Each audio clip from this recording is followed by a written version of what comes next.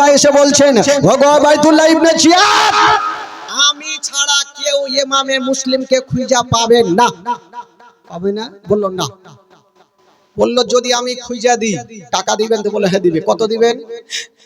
তো বললো তুমি কত নিবে? বলে আমি 10,000 টাকা নিব। বলে দিলাম। তাহলে 10,000 টাকা লোকটাকে দিয়ে দিল আর বললো যদি তুমি না পাও তাহলে 50,000 টাকা তোমাকে দিতে হবে। ওই লোকটা বললো চিন্তা নেই, আমি এমন কোনো দিন হয়নি যে আমি পরীক্ষাতে ফেল হয়েছি। ওই সিআইডিটা ইমামে মুসলিমকে খোঁজার জন্য বেরিয়ে গেল কুফা শহরে। বাবা গো, কখনো মসজিদে, কখনো গির্জাতে, কখনো দোকানে, সব জায়গাতে খুঁজেছে, ইমামে মুসলিমকে পাওয়া গেল না। ওই সিআইডি ভাবলো যদি না পাই তাহলে আমার 50,000 গেল।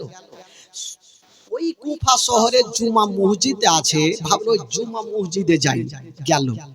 ওই লোকটা যেমনই যাচ্ছেন বাবা, ওই জুমা মসজিদে নামাজ পড়ার জন্য যাচ্ছে। কিন্তু নামাজ পড়ার জন্য যখন যাচ্ছেন, নামাজ পড়া হইল, পড়ার পর সবাই চলে গেছে, কেবল একটা লোক বসে বসে ওযু বানাচ্ছে। ওই আইভিসিআইডি বলল, চাচা গো, আপনি এত সুন্দর, আপনি এত ভালো, আপনার মুখে দাড়ি, লম্বা পাঞ্জাবি, মানে আগবার নাম করছে। যদি নাম না করি তাহলে ফের বলবে না। আর যেই লোকটার নাম করছে ও ভাবছে বাপ রে, জীবনে বাপের কালে কেউ নাম করেনি, আজকে ফের এত নাম করছে এই লোকটা। বলছে চাচা আপনি এত ভালো মানুষ, আপনি এত ভালো মানুষ চাচা, আপনাকে একটা কথা বলবো চাচা। বলল কি কথা? বলছেন চাচা গো, আমি বড় পাপী, বড় তাপী, আমি ইমামে মুসলিমকে কদিন থেকে খুঁজে বেড়াচ্ছি, ওনার হাতে হাত দিয়ে মুরিদ হয়ে যাব, একটু বলেন চাচা ইমামে মুসলিম কোথায় আছে? বলছে আরে বেটা, তুই আমাকে ছাড়া কাউকে পালি না? বলে হুজুর আপনি এত ভালো মানুষ, আমি জানি আর আপনার কাছে খবর পাবো।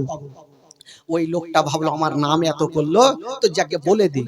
উনি কিন্তু বলে দিলেন চলো আমার সঙ্গে চলো, তোমাকে দেখিয়ে দিই। ওই যে হানির বাড়িতে ছিল ইমামে মুসলিম, হানির বাড়িতে পৌঁছে গেল।